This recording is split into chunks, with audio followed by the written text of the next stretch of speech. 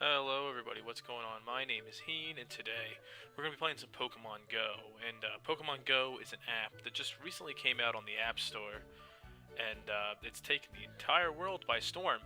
Well, at least all of the world that has it. And hopefully by the time you're seeing this video, the rest of the world actually is able to play this game. And at the moment, I believe the game is only actually playable in Australia and the United States. Although some people in the UK have downloaded the game by some other means, so they can play too. And this video is going to be more of a walkthrough on what you need to know about Pokemon Go before you go ahead and download it for yourself. And as you can see, we are walking down my street right here, and that's the thing that's going to be happening a lot in Pokemon Go, is you've been doing a lot of walking. Hence, the idea of the game is to, go out. Pokemon go outside. Pokemon don't stay inside. So you gotta go out and catch your own Pokemon. And this was quite a long walk for me. I walked about maybe 3 miles. It took about an hour. Just kind of walking around my neighborhood and walking by some Pokespots that I'll get onto a little bit later. And as you can see, you can just randomly find Pokemon as you're walking. Like I found this Spearow here. And yeah, we're gonna catch him. And there's no battle system like the Pokemon games, like you may be used to. But the way to catch a Pokemon is just by throwing a Pokeball at it. And what happens is there'll be 2 rings that line up, and you're gonna want to hit the ring when the ring is the smallest. And another thing that this game has is an evolution system. And as you can see here, I'm going to use my Weedle candies, which I received from catching Weedles. And I'm going to use them on my Kakuna there to evolve my Kakuna into a Beedrill. And how that system works is you get candies by capturing Pokemon of the same type. And you're going to use those candies to evolve and power up Pokemon within their evolution line. So I caught those Weedles, which gave me enough Weedle candy to evolve a Kakuna into a Beedrill, as they're all in the same line. Now, the next thing you're going to see here is me going up against my local gym. Well, it's not really a gym, it's a church. And as you can see, the Pokemon in this gym are extremely powerful, so I'm unable to fight everyone at this gym at the moment, as my Pokemon aren't that strong. So you'll see that I run away from the fight here, but each time that I do defeat the gym, you're going to notice a big chunk of that gym's prestige, or the gym's points, I suppose, is the ranking, is going to go away each time I fight the first Pokemon at that gym. And what you could use this to do is this is a very nice, handy way to level up your character, which will allow you to find more Pokemon and progress through the game faster, but it will also weaken that gym such that you'll be able to actually defeat the whole thing later on, maybe when you have a stronger Pokemon.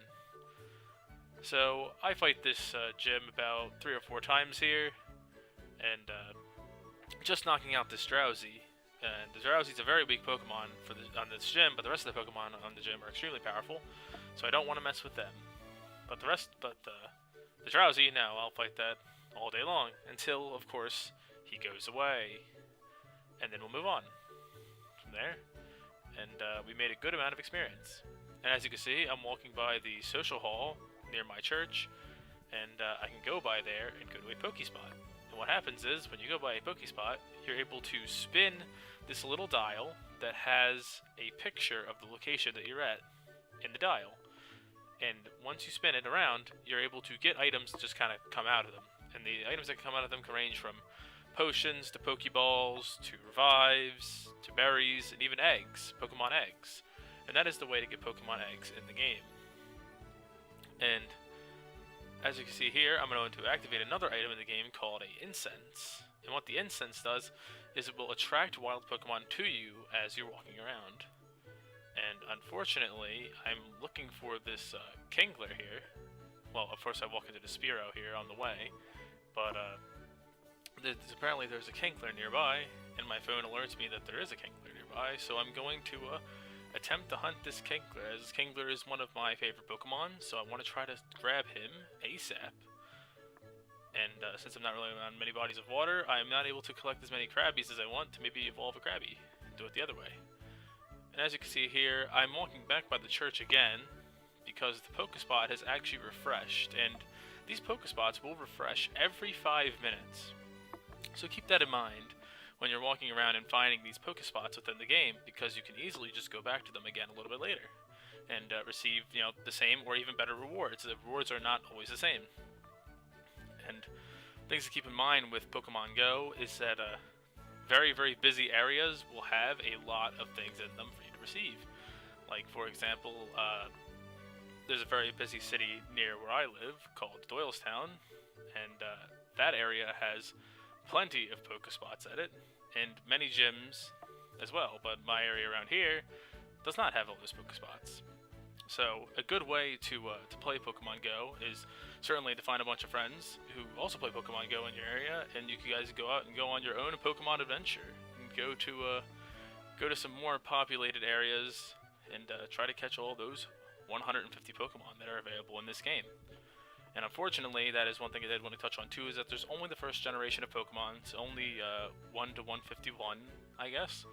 And legendaries, for the most part, are unobtainable at the moment, but we'll probably see in the future how to obtain them, whether that's through special events or special Pokespot events, where you have to go to special places to receive them.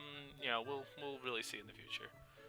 But as you can see, on my journey here, I was trying to get back home as soon as possible because I knew this Kingler was way out of the range where I could walk, as it was a busy street and I can't just walk down there to go hunt that Kingler.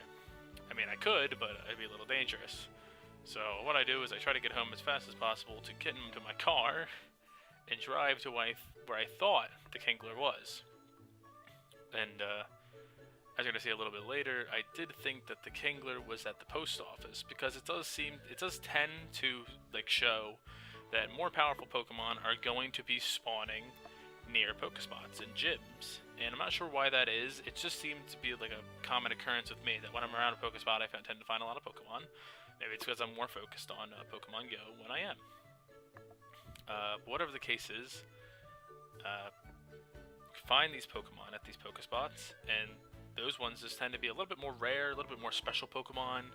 And this Kingler being in the area, I'm like, okay, well, I was walking near the church, and it was saying it was getting closer, so it must be near I was near the post office. And as you can see right now, I am walking towards the corner to take the turn in my car after getting in my car. And he despawns, because you can see in the corner that all of the Pokemon reset in my area, which is not good for me. Also, another thing to keep in mind is that don't play Pokemon Go while driving. It is pretty dangerous. It's probably just as bad as texting and driving. I entirely discourage it. Do not do that. If you see a Pokemon on your phone while you're driving and you absolutely have to catch it, just pull over. Pull over into a parking lot, pull over to the side of the road, just do something. You're going to be the guy pulled over who has to catch a Pokemon, and don't worry, judging where this game is going, I'm assuming you'll see a lot of that. And, yeah, I believe that is almost everything you need to know about Pokemon Go before it comes out. Definitely some good points to know here is that there is definitely strength in numbers. If there is a gym around you and you want to level up quickly, you can see if the gym is weaker than you, or you're able to take it down, then by all means go for it with the Pokemon you have. Or if you happen to choose the same team as that gym, then you can go train there, and you'll basically get the same benefit of defeating a gym if you're on the same team as that gym and you beat all the Pokemon at that gym. But instead of the Pokemon at the gym leaving and being defeated, instead the gym will gain reputation, and you'll hopefully be able to put your Pokemon into that gym once the reputation is high enough to fit more Pokemon, and you could leave a Pokemon there too to reap the benefits of it. And as you can see earlier too, I did hatch an egg. There is an egg system in the game, and it's entirely based on walking around. So make sure you are walking around to hatch these eggs. I believe there is a speed limit on how fast you can be going to actually hatch an egg. I believe it's just the jogging pace is the fastest you can go, so don't try to go any faster than that, or you'll be pretty disappointed. And I believe that is all I need to touch on here about Pokemon Go. And I hope you guys enjoyed this video, and if you did, make sure to leave a big fat like, and make sure to comment down below. And it'd be really interesting to know what teams you guys are all picking, because at level 5, you do get to choose a team, so you can start fighting at those gyms. Me personally, I'm in Team Mystic, which is Articuno, because Articuno's the man, bird thing, yeah. So yeah, that's all for this video today. I hope you guys enjoyed. Make sure to subscribe for more Pokemon Go and other gaming videos. And until next time, this is Heen, signing out.